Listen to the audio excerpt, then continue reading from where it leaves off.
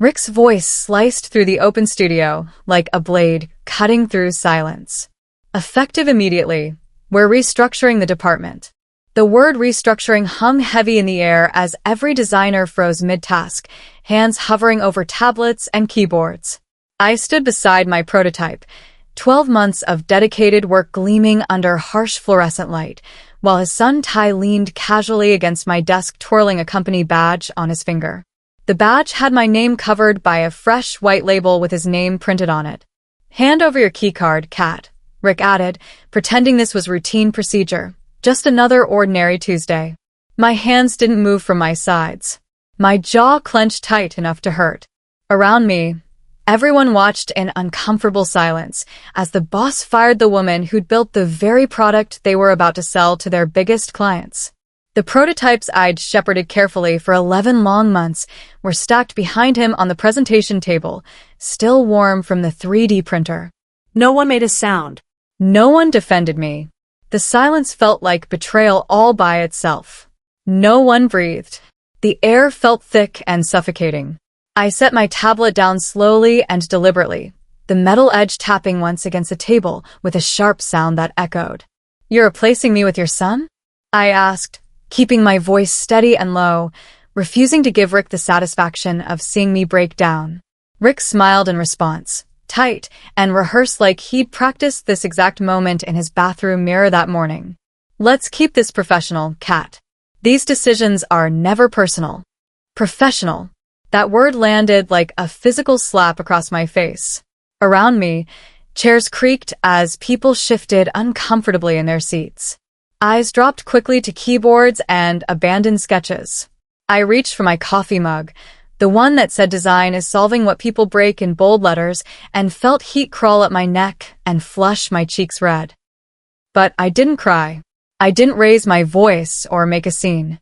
I just nodded once, calm and controlled despite the rage building inside. "I understand completely," I said quietly. He relaxed visibly, shoulders dropping with obvious relief. That was his first critical mistake. As Ty swaggered confidently into my seat with the arrogance of someone who'd never earned anything through actual work, I opened the prototype folder on my computer screen. My fingers moved quickly and precisely across the keyboard, muscle memory taking over. I selected the encrypted core file, the one containing the real magic behind my design, the proprietary geometry that made everything work, and hit delete from server without hesitation. The room gasped softly, a collective intake of breath, as the window blinked empty, displaying only a blank folder icon where months of work had been. Several designers leaned forward in their chairs, eyes widening as they realized exactly what I'd just done. I smiled, small and private, as the thought crystallized clearly in my mind like ice forming on glass. My boss fired me to make room for his completely unqualified son, so I would sell my design to their biggest rival and watch his company crumble. The sweetest revenge was already forming in my head, piece by careful piece, each step planned and deliberate. My name is Kat Archer, 34 years old, senior product designer at Ellison Fabrications for the past 6 years. We were a mid-sized industrial design firm that built modular retail kiosks for major national chain stores across the country. I'd worked there since I was 28, climbing steadily from junior designer to senior position through countless 15-hour days and weekend sacrifices that cost me relationships and sleep. I'd earned 2 promotions through merit alone, not one of them handed to me as a favor or family connection. My latest design, the Snap Lock system, was genuinely revolutionary in our competitive industry. It could change the company's entire future trajectory and market position. Or at least, that's what I naively believed before today's brutal awakening. The system featured proprietary joinery that made kiosk assembly faster than anything our competitors currently offered on the market. Retailers could set up complete displays in mere minutes instead of frustrating hours. That efficiency translated directly into substantial profit, and profit meant absolutely everything in our cutthroat business. I'd poured my heart into this project. A week earlier, I'd found Ty's resume abandoned carelessly on the shared printer near the break room coffee station. I'd picked it up initially, intending to return it politely to whoever had left it behind. Then I saw the name printed at the top in bold letters. Theo Lee Shen. My boss's 26-year-old son. I kept reading despite my growing unease, stomach sinking with each disappointing line. 3 months at a tech startup that had already folded completely. No CAD experience whatsoever listed. Zero background in industrial design or manufacturing. Under the achievements section, he'd written in confident bold letters, "Concept contributor, modular lock project." My stomach twisted into painful knots as realization hit. That project was entirely mine. Every initial sketch, every failed iteration, every late night perfecting the delicate mechanism in my kitchen. I should have seen the obvious coup coming right then and there. I should have immediately protected myself and my work. Instead, I'd foolishly believed my work would speak loudly enough for itself, and that merit still mattered here. My teammate Dylan had pulled me aside urgently in the break room that same tense afternoon, his voice dropping to an anxious whisper.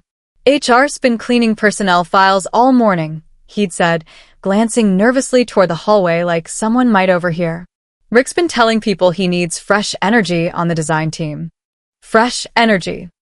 That was thinly veiled corporate code for disposable loyalty, for ruthlessly pushing out experienced employees who cost too much in salary and benefits. I'd felt ice settle cold and heavy in my chest. That night at home, I'd backed up every single timestamp note, every preliminary sketch, every detailed revision to my secure private cloud drive. My invention logs were already officially notarized, carefully dated and signed by a legal witness months ago when I had first started developing the concept. The mechanism itself, the real secret behind the SnapLock system's functionality, had been built entirely on my personal home computer using expensive software I'd purchased myself. Every prototype piece had come directly from my own dwindling savings account, not company funds or resources. I'd been careful and thorough. Denise from HR had smiled at me sweetly like she was offering genuine comfort instead of cold termination papers. Her expression was carefully practiced, sympathetic but professionally distant. "We really appreciate all your valuable contributions to Ellison Fabrications over the years," she'd said smoothly, sliding the manila folder across her organized desk. The papers inside were already prepared and printed, every line filled in except for my signature at the bottom. I'd read through every single clause carefully and slowly, taking my time while she shifted uncomfortably in her ergonomic chair. When I reached the intellectual property section buried in the middle, I paused very deliberately. "Make sure that clause about personal IP development stays exactly as written here," I'd said firmly, pointing directly to the specific paragraph. She blinked twice rapidly, clearly confused by my focus. "Of course it does. That's completely standard legal language." She had absolutely no idea she'd just confirmed my freedom and legal protection. I'd signed with steady hands and walked out of her office with my head high. I carried my cardboard box slowly through the long hallway, past familiar cubicles where I'd collaborated closely with teammates for 6 productive years.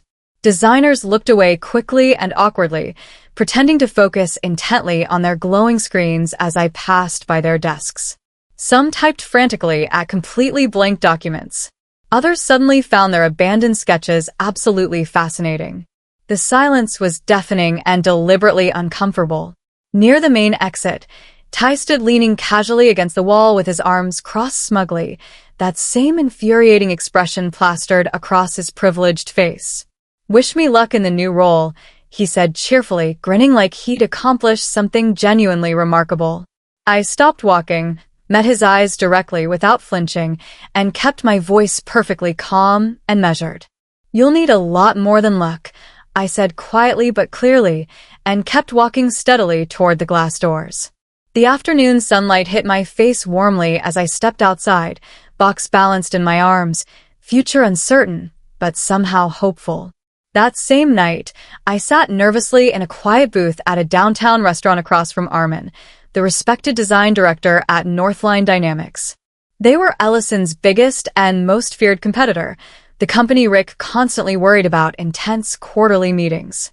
I'd reached out that afternoon via LinkedIn, and Armin had responded within an hour, intrigued and immediately available. Now I slid my personal notebook across the polished wooden table toward him. He picked up the small prototype I'd brought carefully, turning it slowly in his experienced hands. His fingers found the joint mechanism naturally, and he clicked it smoothly into place. The motion was seamless, silent, absolutely perfect. "You designed this entire system yourself?" he asked, eyebrows raised with genuine professional interest. "Completely," I confirmed confidently. "Every single component from scratch." He tested the lock again carefully, watching closely how the pieces moved together. "We've wanted this exact technology for years. Our teams have been completely stuck on this problem." "I own it," I said clearly and firmly. "Legally. Completely clean and documented." Armin looked up from the prototype, his expression shifting visibly from interested to genuinely impressed. "Then I think we should talk seriously about a real partnership," he said, setting the mechanism down gently on the table. We spent the next 2 productive hours discussing detailed technical specifications, realistic manufacturing possibilities, and strategic market positioning. He understood immediately and intuitively what made my design commercially valuable. Unlike Rick, who only ever saw simple profit margins and quarterly numbers, Armin saw genuine innovation and sustainable competitive advantage. By the time we left the restaurant late that evening, we'd outlined the complete framework for a comprehensive licensing deal. I drove home feeling something I hadn't felt in months at Ellison Fabrications. Valued, respected, actually seen and heard. 2 long days passed in strange silence. My phone sat on my kitchen counter, buzzing occasionally with sympathetic messages from former coworkers expressing shock. Ellison's main office called 3 separate times. Each time, I let it go directly to voicemail without answering. On the 4th day, a text arrived from Rick himself, desperate and demanding. The text message glowed brightly on my screen. "Need urgent clarification on your design specs immediately. Ty can't locate the final geometry files anywhere." I stared at those words for a long moment, feeling quiet satisfaction bloom slowly in my chest. Of course Ty couldn't locate them anywhere. The core geometry, the proprietary joinery that made the snap-lock system actually work properly, had never been uploaded to company servers at all. It existed only on my personal encrypted hard drive, protected by military-grade encryption and backed up carefully in 3 separate secure locations. I typed one brief line back, keeping my response professionally vague, not included in standard deliverables. Then I set my phone down and made myself hot tea. Friday arrived with unexpected entertainment. A video leaked online from a major client demonstration downtown. Someone had filmed it secretly on their phone and posted it to an industry forum. I watched Ty's kiosk collapse spectacularly mid-presentation, panels cracking loudly and hardware scattering across the polished showroom floor. The clients backed away shocked. The video showed stunned clients backing away from the wreckage, while Ty scrambled desperately to explain what went wrong. His face was bright red, his voice high and defensive. I watched the clip twice, my expression carefully neutral both times. An hour after the video went viral in our industry circles, Rick's email arrived in my inbox. The subject line was blank, but the message was desperately urgent. "Kat, please call me immediately. We need to discuss this situation urgently." I deleted it without responding. That same afternoon, Northline's legal team finished their thorough review of my patent filings and development logs. Armin called me into their conference room where 3 lawyers sat with stacks of documents spread across the mahogany table. "You built everything at home, completely outside company time," their lead counsel confirmed, tapping the notarized dates. "The intellectual property is entirely yours. Ellison has no claim whatsoever." Armin slid a thick contract forward across the polished conference table. "Exclusive license for the snap-lock system," he explained, flipping to marked sections. "Lead designer position with full creative control. Royalties on every unit sold, and your name credited on every patent." I read through every page carefully, my personal lawyer beside me reviewing clauses and terms. The offer was generous, far better than anything Rick had ever provided. More than the money, though, it offered something Ellison Fabrications never had. Respect. Recognition. A future where my work carried my name instead of being buried in corporate anonymity. I picked up the pen they offered and signed with hands that didn't shake once. Monday morning arrived with news that spread through our industry like wildfire. Ellison's main client, a major retail chain representing 30% of their annual revenue, had canceled their contract after the disastrous demonstration. That same Monday afternoon, Northline Dynamics held a press conference announcing their newest innovation. They called it the Archer Lock System, named directly after me. My name, printed clearly on press releases and patent applications, not hidden in fine print or credited to the team. Reporters took photos as Armin demonstrated the mechanism's elegant simplicity. The industry response was immediate and overwhelming. Within hours, my former teammate Dylan called from Ellison Fabrications. His voice was hushed, like he was hiding in a supply closet. "Rick's completely losing it," Dylan whispered urgently.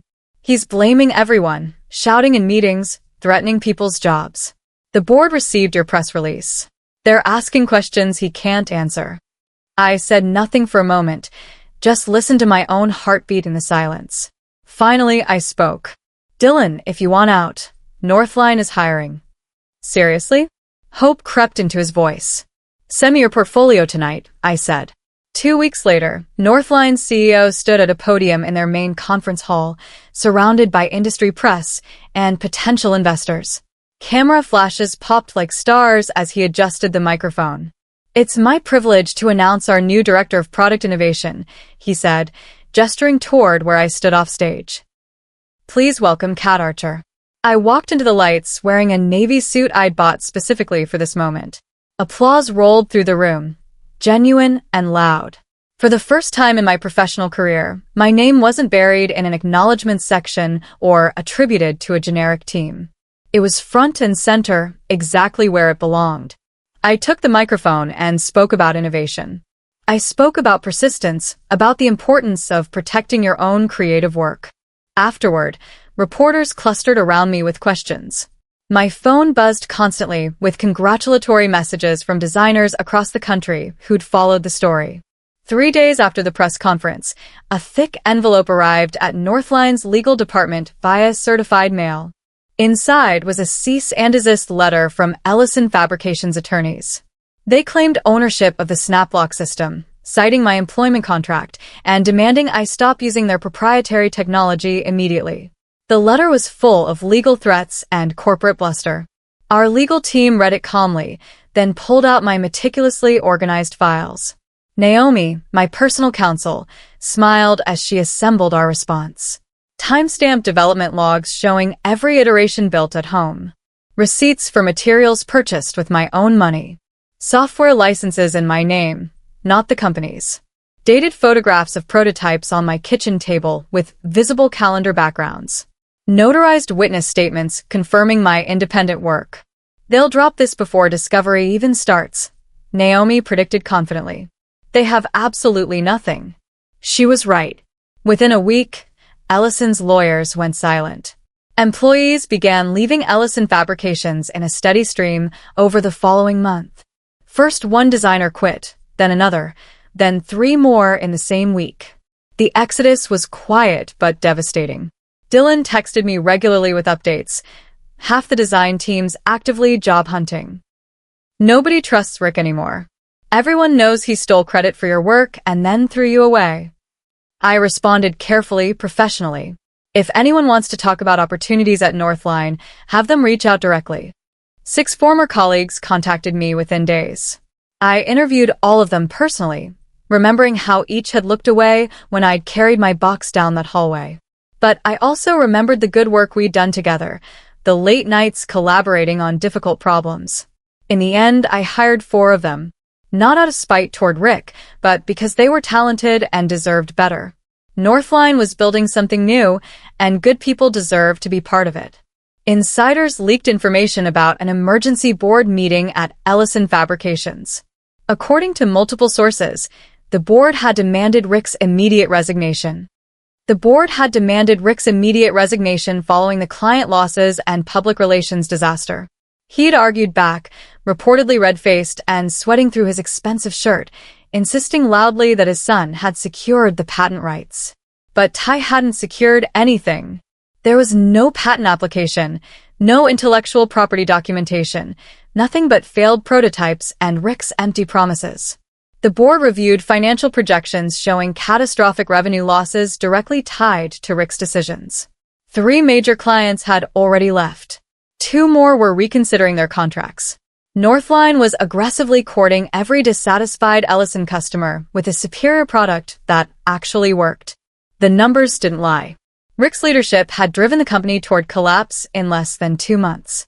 By the meeting's end, they'd voted unanimously. He was out, effective immediately. No severance package, no graceful retirement, just gone.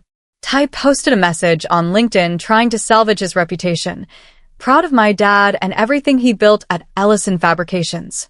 Grateful for the learning experience during my time there. Within hours, the comments section turned brutal.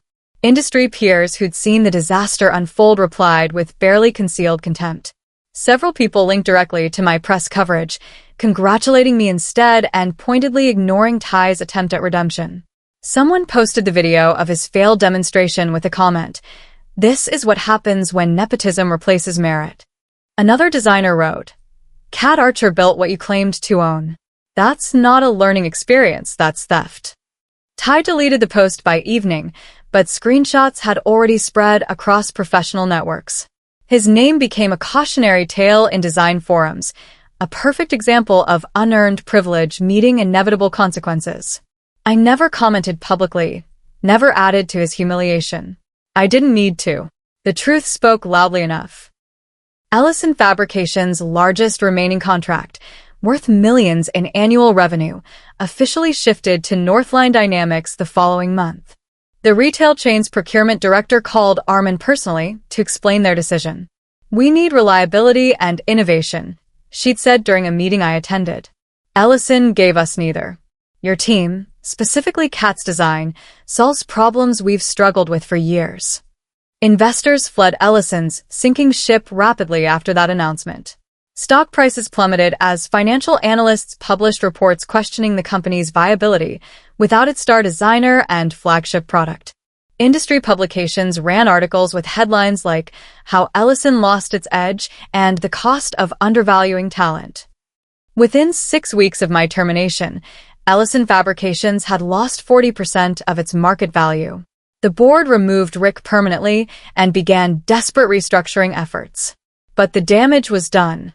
Fundamental and deep. Trust, once broken, rarely repairs itself in business. Late one evening, as I worked in my new office reviewing prototype iterations, my phone buzzed on the desk. The screen lit up with a name I hadn't seen in weeks. Rick Ellison. I stared at it for a long moment, watching it vibrate insistently against the polished wood. My finger hovered over the answer button, curiosity pulling at me. What would he say? Would he apologize? Beg for help? Threaten me again? The phone rang 4 times, 5, 6. Then it stopped, cutting to voicemail. A moment later, a notification appeared showing he'd left a message. I didn't listen to it.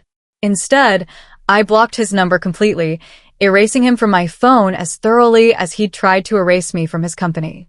There was nothing he could say that I needed to hear. No apology would change what he'd done. No threat would undo my success. I returned to my work, my designs, my future. I sat alone in my new office after everyone else had left for the day, surrounded by prototypes lined neatly on custom shelves. Soft light from my desk lamp cast shadows across the room. My hands traced the first rough prototype, the wooden mock-up I'd built on my kitchen table nearly 2 years ago. The edges were uneven, the joints crude compared to the refined versions now in production. But this original piece held something the others didn't. Pure possibility. Raw determination. The moment when an idea became real. This entire journey wasn't about revenge, I realized, though others might see it that way. It was about restoration. It was about reclaiming what had always been mine, putting my name on my own work, refusing to be erased by someone else's ego and nepotism. Rick had tried to steal my future and hand it to his unqualified son. Instead, he destroyed his own company while I built something better. That wasn't revenge. That was justice. 3 months after my termination, I walked onto a conference stage under a massive banner reading Innovators of the Year in bold letters. The auditorium was packed with industry leaders, designers, engineers, and journalists. Bright lights heated my face as I approached the podium. The host announced my name clearly, emphasizing each syllable, and applause erupted through the space like thunder. It was overwhelming and validating, and everything I'd never allowed myself to dream about. I caught sight of former teammates in the crowd, the ones who'd joined me at Northline. They were standing, clapping hard, grinning with genuine pride. Dylan gave me a thumbs up. I accepted the award, a sleek glass sculpture etched with my name and achievement. As I held it, feeling its weight, I thought about every late night in my kitchen, every sketch that didn't work, every revision that brought me closer. This moment belonged to me, earned through work nobody could take away. During the question period after my acceptance speech, a young journalist raised her hand. She looked fresh out of college, eager and nervous. "What advice would you give to young designers who are afraid to protect their own work?" she asked, pen poised over her notebook. I thought about my answer carefully, aware that my words would be quoted and shared. "Document absolutely everything," I said clearly, looking directly at her. "Keep time-stamped logs of your development process. Take dated photographs. Save receipts for materials. Use notaries when appropriate. Make your creative process visible and provable." I paused, scanning the audience. "And never, ever confuse loyalty to a company with ownership of your own ideas. Your work is yours. Protect it like your future depends on it, because it does." The room was silent, absorbing those words. Then applause started again, spreading through the crowd. The journalist nodded, writing rapidly. That night, I stepped outside into the city's glow, leaving the conference venue behind. The autumn air was cool against my skin, refreshing after hours under stage lights. My phone buzzed constantly in my pocket with congratulatory messages, interview requests, and partnership opportunities. I pulled it out, scrolled through the notifications briefly, then turned it completely off. For just this moment, I wanted silence and stillness. I looked up at the skyline that used to intimidate me when I first moved to this city years ago. The buildings no longer seemed like barriers. They were just structures, glass and steel, built by people who'd refused to give up on their visions. I thought about Rick and his empty office, about Ty's deleted LinkedIn post, about the company that had crumbled without me. Then I stopped thinking about them entirely. They were my past, not my future. I whispered to the night air. They thought firing me ended my story. It only started. Then I walked toward tomorrow. 6 months after everything began, I stood in Northline's expanded facility, watching my team assemble the 500th unit of the Archer lock system. The production line hummed efficiently, each station performing its role perfectly. Workers I'd personally trained moved with confidence and precision. This wasn't just a product anymore. It was a legacy. My phone rang with another interview request, this time from a major design magazine wanting to feature my story. I accepted, knowing that sharing my experience might help other designers protect themselves. The article would run next month with my photo on the cover. Rick's company had been sold for parts to a larger corporation. Ty had quietly left the industry entirely, last I heard working in his uncle's insurance office. I felt no satisfaction in their downfall, just relief that justice had prevailed. Armin stopped by my office that afternoon with news. "The board approved your proposal," he said, smiling broadly. "You're getting your own research division. Full budget, your own team, complete creative control." I looked at the contract he handed me, scanning the terms. This was everything I'd ever wanted professionally. Not just recognition, but resources and authority to innovate without limits. "There's one condition," Armin added. "You have to mentor young designers. Teach them what you've learned." I smiled at that. I was planning to do that anyway. That evening, I drove home past the building where Ellison Fabrications used to operate. New tenants had moved in, a marketing firm. The sign was different, the energy changed. I felt nothing looking at it now, no anger or bitterness. Just distance. At home, I opened my laptop and started drafting the first lecture for a workshop I'd been planning. Protecting Your Creative Work, A Designer's Guide to Intellectual Property. The words flowed easily. I had lived every lesson I would teach. My story had become a cautionary tale in the industry, but more importantly, it had become an inspiration. Designers reached out weekly asking for advice. I answered every message. If my experience could help one person avoid what I went through, it was worth sharing. They thought firing me was the end. It was only the beginning.